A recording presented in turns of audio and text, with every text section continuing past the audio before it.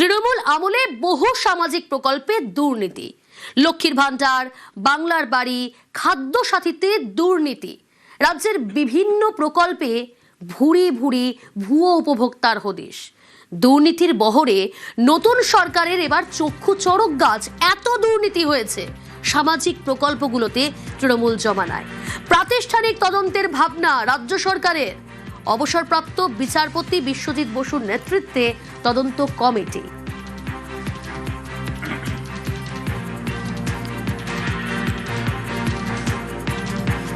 তৃণমূল আমলে বহু সামাজিক প্রকল্পে দুর্নীতি, একাধিক প্রকল্পে দুর্নীতির কথা বারবার সামনে এসেছে। তার মধ্যে খুবই গুরুত্বপূর্ণ যেগুলো, তা হলো লক্ষ্মীর ভান্ডার, বাংলার বাড়ি, খাদ্য সাথী, এই সমস্ত কিছুতে দুর্নীতির অভিযোগ উঠেছে। আর এবার তদন্তের ভাবনা রাজ্যের, প্রাতিষ্ঠানিক তদন্তের ভাবনা রাজ্যের। কথা বলবো, সোমরাজ বন্দ্যোপাধ্যায় রয়েছেন সঙ্গে। সোমরাজ,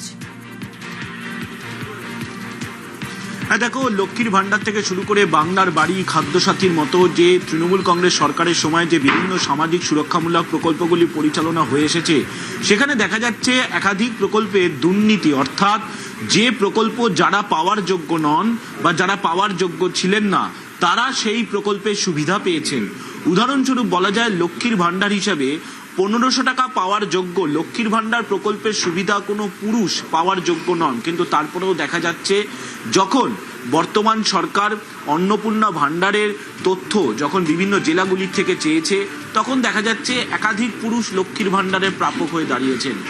শুধু তাই নয়, বাংলার বাড়ির ক্ষেত্রেও দেখা যাচ্ছে যে যখন বিভিন্ন জেলায় জেলায় প্রধানমন্ত্রী গ্রামীণ আবাস যোজনার তালিকা স্ক্রুটিনি করতে বলা হচ্ছে, তখন দেখা যাচ্ছে বাংলার বাড়ির প্রাপকের তালিকায় যারা যোগ্য ব্যক্তি বা যোগ্য প্রাপক ছিলেন না, তারাও বাংলার বাড়ির সুবিধা পেয়েছেন।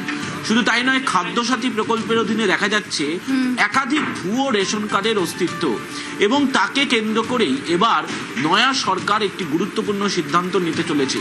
সূত্র মারফত জানা যাচ্ছে, প্রাক্তন বিচারপতি বিশ্বজিৎ বসুর নেতৃত্বে যে কমিটি তৈরি করছে রাজ্য সরকার, সেই কমিটির মাধ্যমে এই যে দুর্নীতির অভিযোগগুলি উঠে আসছে, বা যারা প্রাপকের তালিকায় যোগ্য নন কিন্তু তবুও তারা প্রাপকের তালিকায় ঢুকে গেছেন, তাদের বিরুদ্ধে তদন্ত করার জন্য প্রাক্তন বিচারপতি বিশ্বজিৎ বসুর নেতৃত্বে যে কমিটি তৈরি করা হচ্ছে রাজ্য সরকারের তরফে, সেই কমিটির মাধ্যমে এই তদন্তগুলি করা হবে।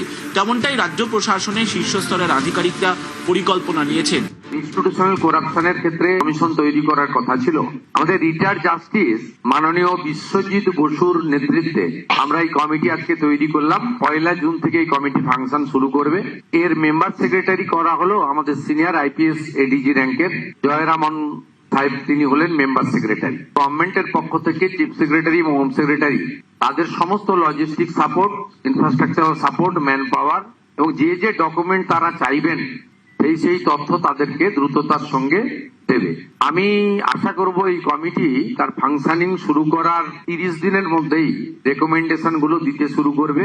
সেই ভিত্তিতে পুলিশের পক্ষ থেকে এফআইআর লজ হবে এবং বিএনএস এর অন্তর্গত যে সেকশন আছে সেটা দিয়ে অ্যাকশনও নেব, এবং গভর্নমেন্টের ফান্ড এক্সচেকার থেকে যা দুর্নীতি হয়েছে রিকভারিও করার চেষ্টা করব উইদিন আওয়ার প্রেজেন্ট অ্যাক্ট, মানে বিএনএস এর অন্তর্গত। দুর্নীতিটা এমন পর্যায়ে পৌঁছেছে যে এই রাজ্য সরকার মনে করছে যে এইরকমভাবেই তদন্তটা হওয়া দরকার, এবং ছাঁকনিটা দরকার। যে কোনো প্রকল্পের সুবিধা যাদের পাওয়ার কথা তারাই যেন পান, অন্য কেউ যেন দুর্নীতি করে সেই প্রকল্পের সুবিধাটা না পান। কারণ এটা সাধারণ মানুষের করের টাকায় তাদের দেওয়া হচ্ছে সুবিধা, এবং গরিব মানুষদের জন্য এটা দেওয়া। সেই গরিব মানুষগুলো যেন ঠিকমতো সুবিধা পান। এবং এর 2 দিন আগে অন্নপূর্ণা যোজনার ফর্ম প্রকাশের সময় মুখ্যমন্ত্রী নিজেই জানিয়েছিলেন যে লক্ষ্মীর ভাণ্ডারে প্রায় 2,30,00,000 মানুষ উপভোক্তার তালিকায়, তার মধ্যে নাকি দেখা যাচ্ছে 30 লক্ষই জাল, মানে তাদের পাওয়ার কথাই নয়, তারাও লক্ষ্মীর ভাণ্ডারের টাকা পাচ্ছিলেন।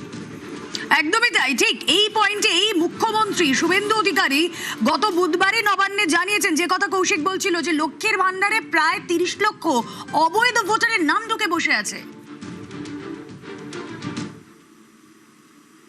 ভুরি ভুরি অভিযোগ পেয়েছি, ভোটার তালিকা থেকে নাম বাদ গেছে, স্থায়ীভাবে নাম বাদ গেছে, এবং ট্রাইব্যুনালে বা সিএ তে অ্যাপ্লিকেশন করেননি এমন অন্তত 30 লক্ষের কাছাকাছি তারাও লক্ষ্মীর ভান্ডারের টাকা পাচ্ছেন, যারা ভারতীয় নয় বা ভারতীয় ভোটার তালিকায় যাদের নাম নেই।